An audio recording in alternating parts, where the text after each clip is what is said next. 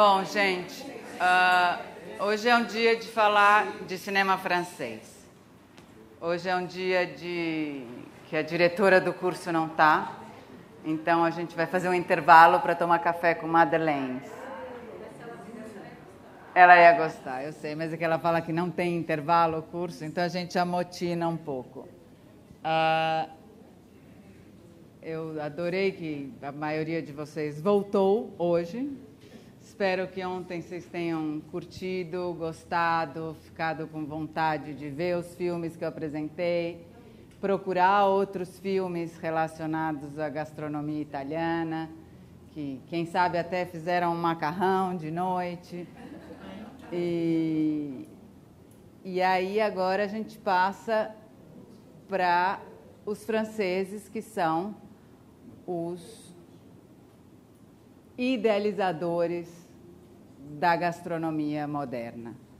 Moderna entende-se do século XVIII, XVII, XVIII, XIX no auge. E, por incrível que pareça, a gastronomia francesa no cinema, ela foi pouco retratada na época dos movimentos que hoje a gente reconhece como de cinema francês. O realismo da década de 30, os filmes noir da década de 40, a Nouvelle Vague da década de 50, são movimentos artísticos cinematográficos tipicamente franceses, com clima francês, cara francês, e que, por incrível que pareça, por mais que os franceses sejam os grandes nomes da culinária, da gastronomia, não falavam de comida. Falavam de cinema, falavam de conflitos internos, falavam de coisas mais profundas, mais intrigadas. Quando a gente fala da culinária francesa, da gastronomia francesa, ao contrário dessa pegada passional do italiano, o italiano é aquele que come e se dedica a comer e se dedica à comida de uma maneira mais amorosa, de uma maneira mais familiar.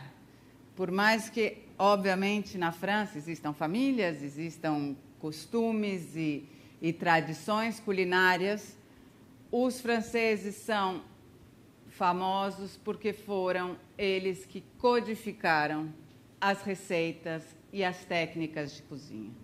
Então, toda a invenção dos livros de receita, listar ingredientes com quantidades, modo de fazer, técnicas de cocção, técnicas de preparo, cortar de tal maneira, cozinhar de tal maneira, isso tudo foi inventado pelos franceses. Se você pergunta para uma italiana a receita de um determinado prato, ela vai te dizer, bota um pouco daquilo, aí vai aquilo junto, você refoga, faz um refogado. Ela não diz o que vai nesse refogado. Teoricamente, você deveria saber. E a codificação das receitas italianas é um fato muito novo, comparado com a codificação das receitas francesas. Então, os franceses primam pela técnica, pelo regionalismo, e aí é uma identidade com a Itália, e pelo gosto das comidas clássicas. Então, as receitas, os pratos, eles têm anos, séculos, sendo feitos da mesma maneira. Isso que importa, ser feito da mesma maneira, toda a vida. Isso é uma qualidade excepcional, é isso que garante o que a gente chama hoje em dia de alta cozinha. Você, em qualquer lugar do planeta, vai comer um molho bechamel, esse molho bechamel vai estar feito, tem que estar feito da mesma maneira, com os mesmos ingredientes, com o mesmo método de cocção, com a mesma finalidade. Ele serve para algumas receitas e não serve para outras. Isso tudo é graças à codificação e às técnicas francesas.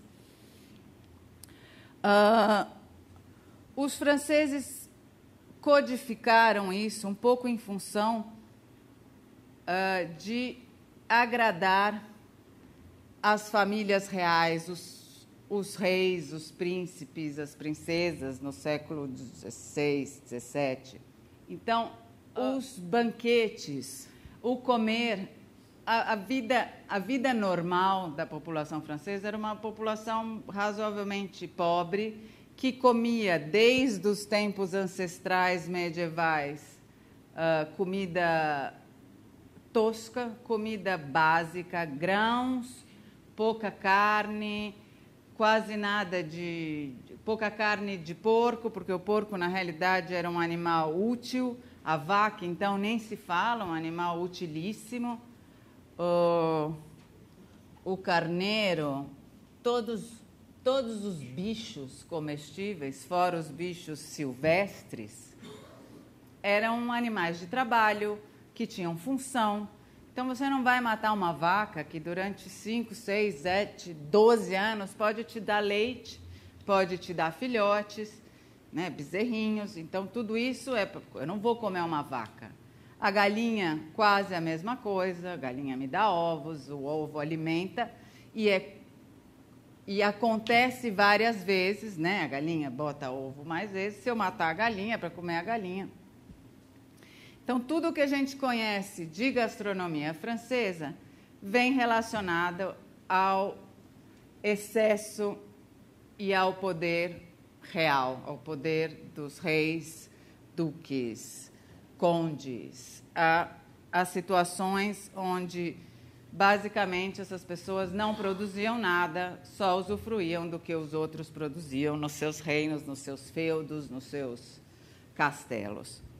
O que acontece no decorrer do tempo, então, existe os grandes chefes dos palácios, e nisso incluem-se várias figuras conhecidas, inclusive uma que a gente vai falar e mostrar um filme que foi feito a respeito. Com a Revolução, ou seja, com o fim dos governos absolutistas, dos reis, com a Revolução Francesa, esse staff que produzia uma quantidade absurda de comida para pessoas absurdas. Em castelos viviam mais de 1000 pessoas, falando um número qualquer, mas era muita gente que viviam nos castelos e que usufruíam do que ali se produzia para comer. Se comia durante todo o dia, não existia quase a hora de comer. A comida existe ad eternum, porque é tanta gente com umas dinâmicas tão diferentes que, no final das contas, tem que ter comida disponível para todo mundo. De novo, os banquetes e a quantidade e a qualidade da comida que cada regente vai oferecer aos seus depende do poder que ele tem. É símbolos de status, é símbolos de poder. Quanto mais ele tem, mais ele oferece, e as pessoas ficam subjugadas a esse poder, inclusive através do estômago, porque senão elas morrem de fome, porque elas não têm onde comer. Diz que em Versalhes a quantidade de gente que morava era tanta, a falta de privacidade era tamanha, todo mundo comia junto, fazia o banheiro junto, dormia em público. Era uma coisa assim incrível. Eu não gostaria de ter passado por lá, porque tem coisas que eu gostaria de fazer sozinha, né? Inclusive dormir ou comer tranquila e tal. O que acontece com a Revolução Francesa e com o desmanche desse modelo de poder e de riqueza, todo esse staff, todas essas cozinhas que existiam no país, gerou uma demanda de desempregados, demanda não, um excedente de funcionários de cozinha brutal. E essas pessoas tinham que trabalhar. tinham que fazer dinheiro, tinham que alimentar suas famílias, não existia mais o prover dos reis. Então, essas pessoas começaram a botar portinhas de alimento, né? Aqui, fulano, que tinha sido o cozinheiro do conde d'Avigny, não tinha mais emprego, mas ele era um bom cozinheiro. Ali na portinha da casa dele, ele fazia um bom ensopado, que eles chamavam de um ensopado restaurador, a comida que restaura energias, que restaura força, que alimenta mesmo, que alimenta passantes, que alimenta trabalhadores. E essas portinhas começaram a se chamar lugares de restauração. Esses lugares de restauração começaram a virar restaurantes. Estes lugares, como bem sabe a Lúcia, começaram a estabelecer uma dinâmica de operação onde existia uma lista de comidas que eram servidas aquele dia. Essas comidas tinham um preço específico.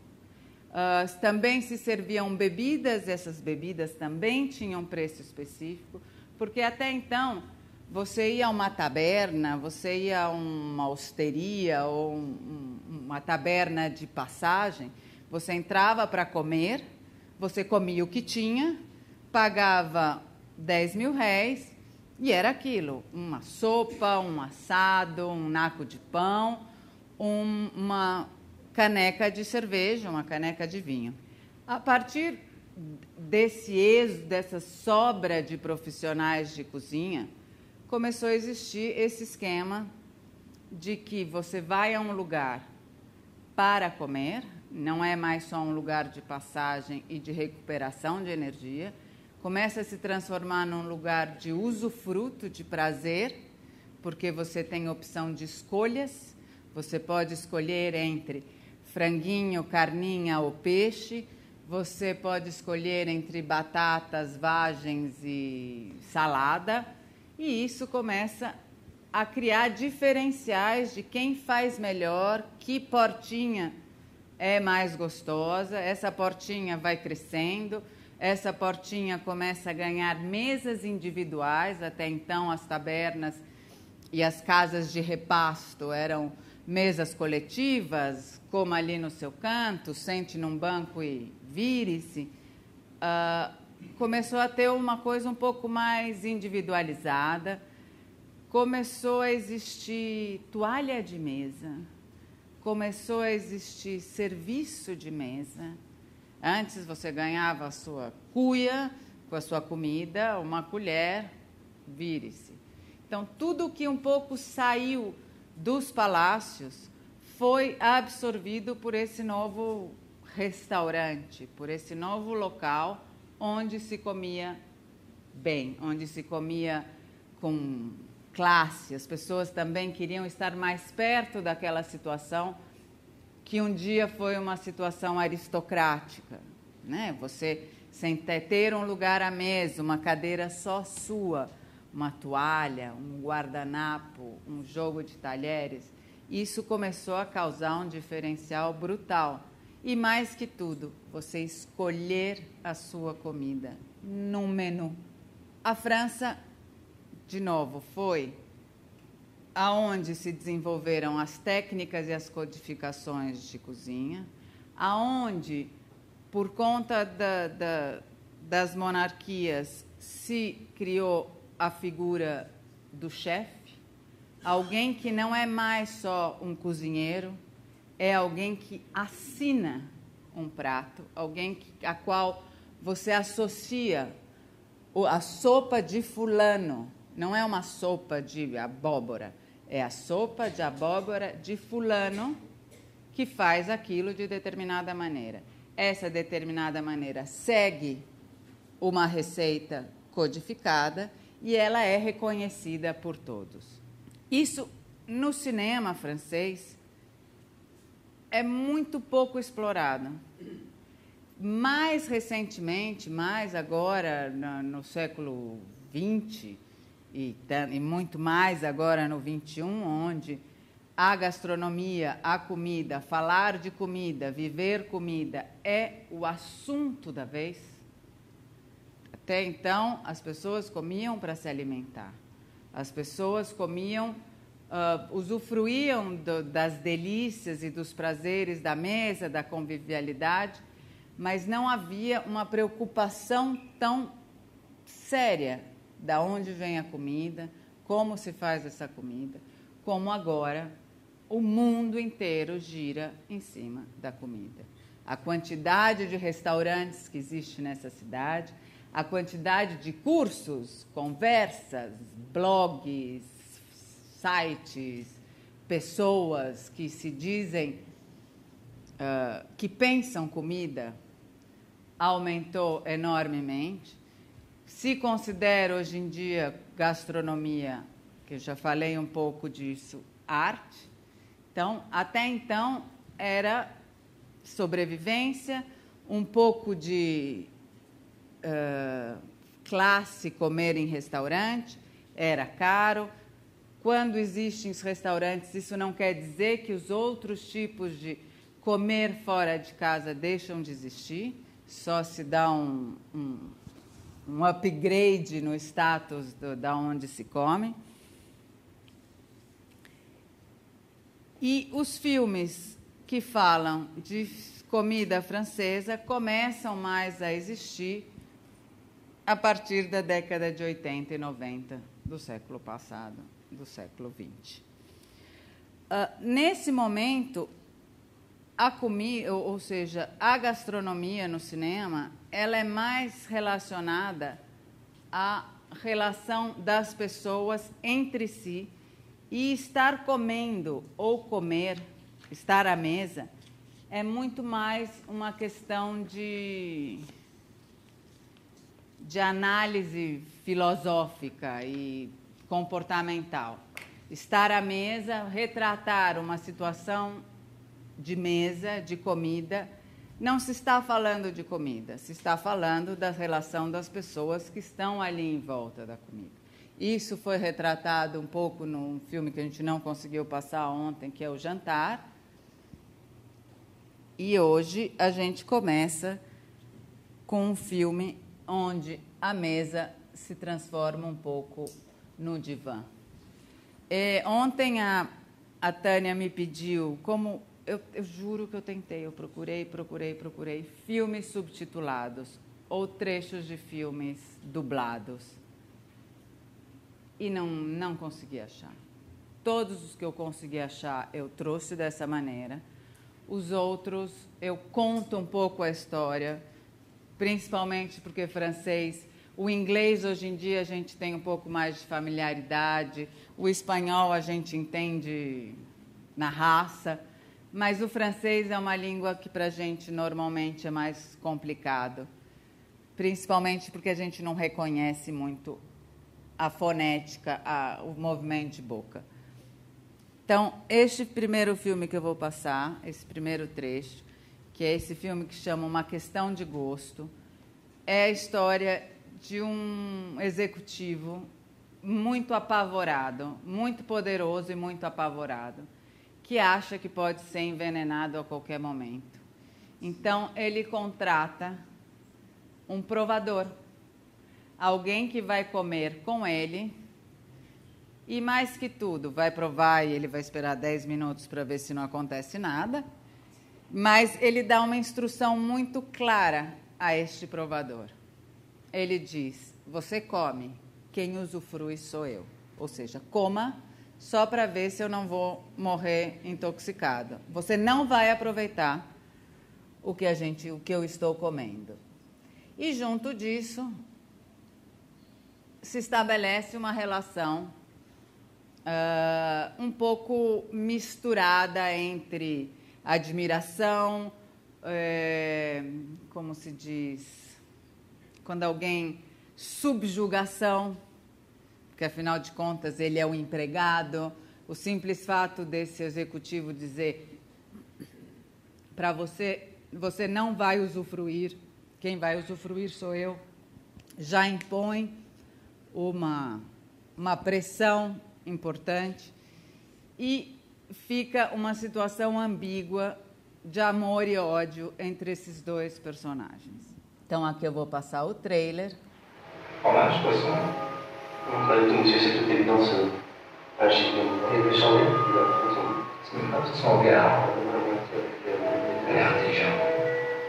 Moi, je vais dire, si vous envisagez de partir à carrière dans la restauration, appelez-moi. J'ai peut-être quelque chose à vous proposer. Je voudrais que vous deveniez mon goûteur. Demandez à René de vous préparer une petite surprise.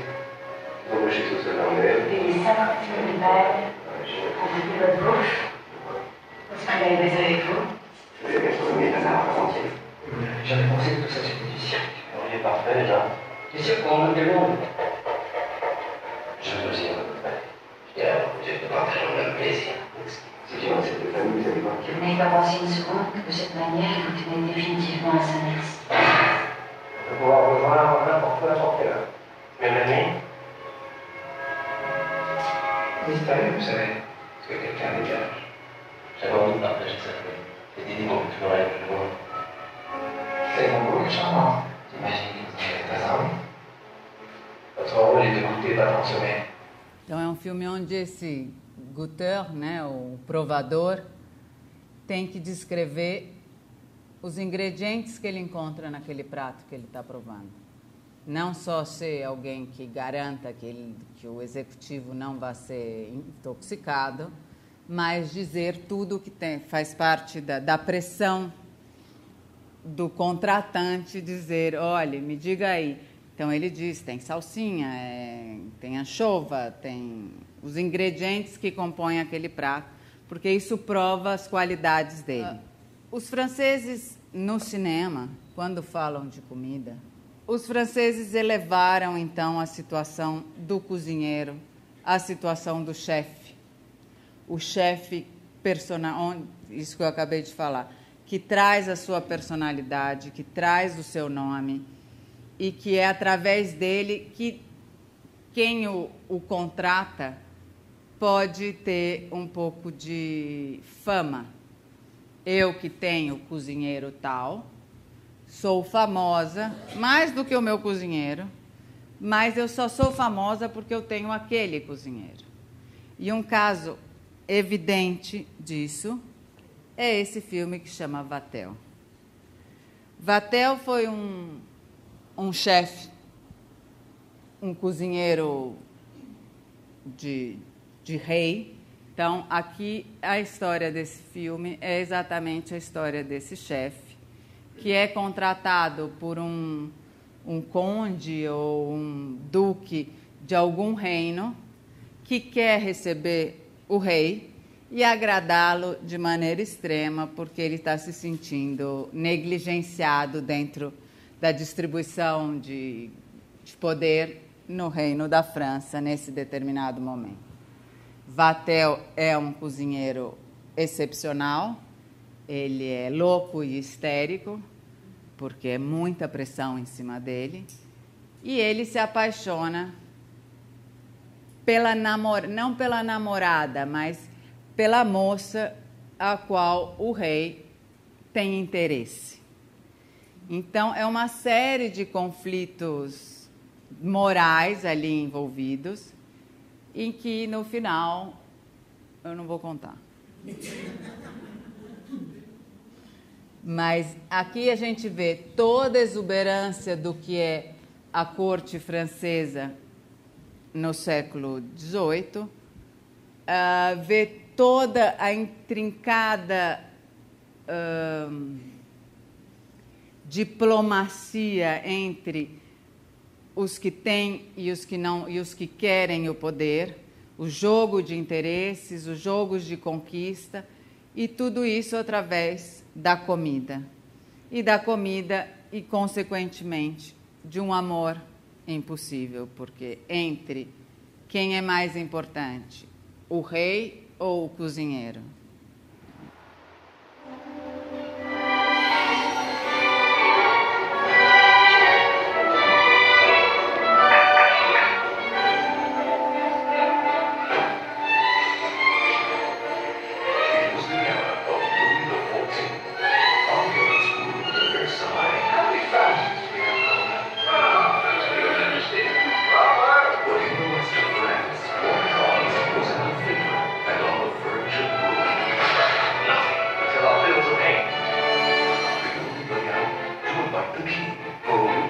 spectacle. If you value His Majesty's favour, will set no limit to the extravagance of the festivities. The only man who could pull it off. This banquet will be decisive. But this is what His Majesty's supreme test. Everything must be perfect. Everything will be perfect. What was it Batel waiting on from nowhere? From Paris. Let us explain as much as nerve of the gap. Our fate is in your hands. Forgive me. Allow me. What now? Batel has fallen in love with a woman who's just come to the attention of the king. The king begs a favor, taking a cup of chocolate in your room at midnight. Late, this is from Monsieur Batel. What is unnatural with you? It's the king. Bring me this Batel. The king has called for Batel. He refused to come. The true story of an ordinary man, a decadent king, and the woman caught between them. The candle of Orleans, Gerard de Marquis, Omerta, Thierry. Batel.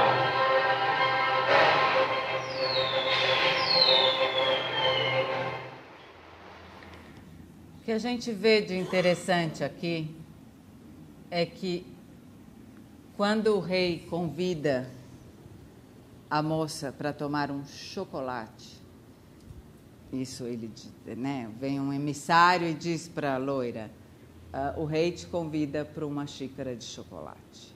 Isso é muito importante, porque até o 1500 não existia chocolate. Até o Novo Mundo, até os grandes descobrimentos, até Colombo e depois o nosso Pedro Álvares Cabral chegar aqui, chocolate não existia.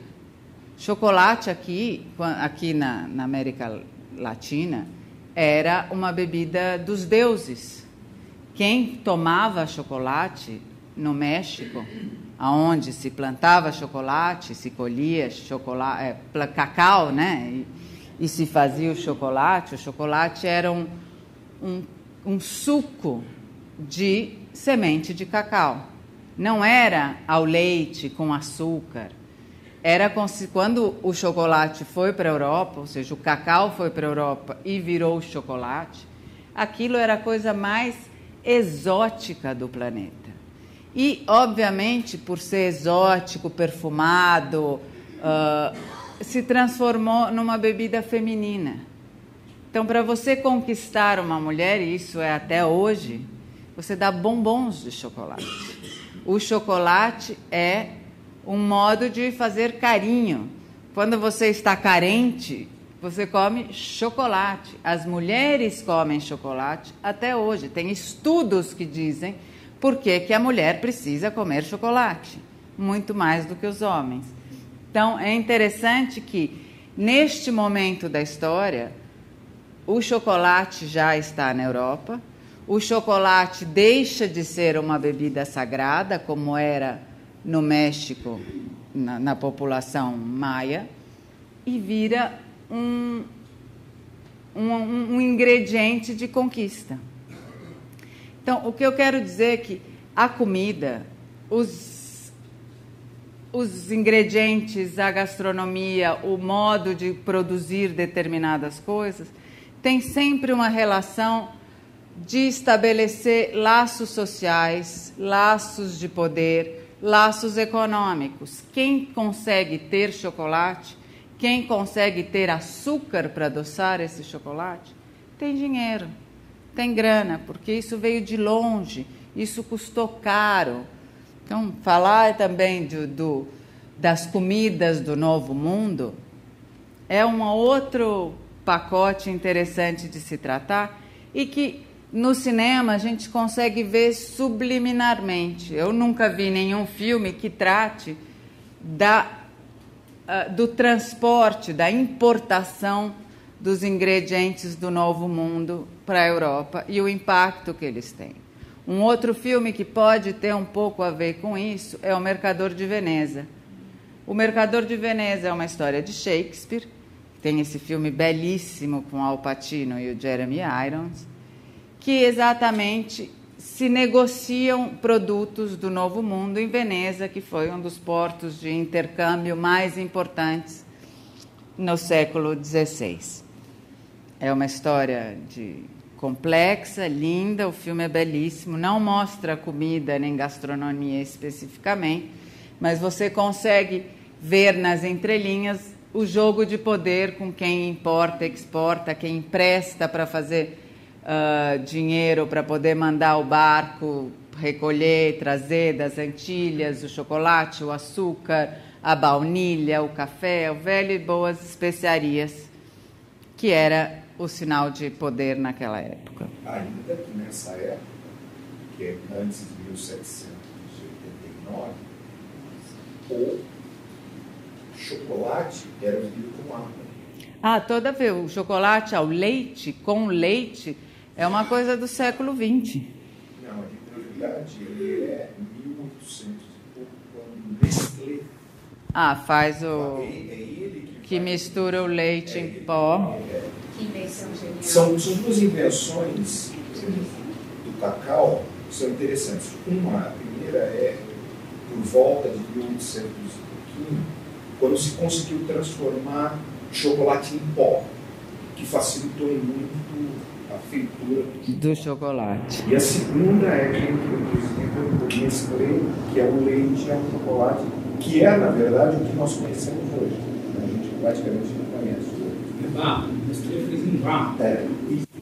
No México, você ainda toma chocolate com água e, inclusive, eles têm um apetrecho que é interessantíssimo, é como se fosse uma colher de pau, só que na boca dessa colher de pau, no final dessa colher de pau, ela é feita de anéis. Então, você põe o seu...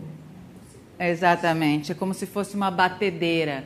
Você põe o chocolate em lascas, na água quente, pega esse aparato, põe lá e faz assim. E esses anéis soltos vão batendo essa água e se transforma no chocolate.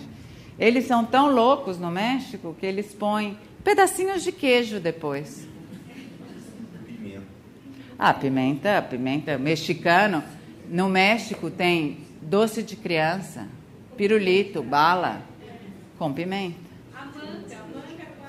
Frutas com pimenta, enfim. O México é uma delícia, comida mexicana. O chocolate no México tem flor, açúcar, eles têm umas pastilhas. Umas pastilhas, não é... Umas pastilhas que você põe na água quente ou no leite. E ela desmancha, chama chocolate abuelita. Já conheço.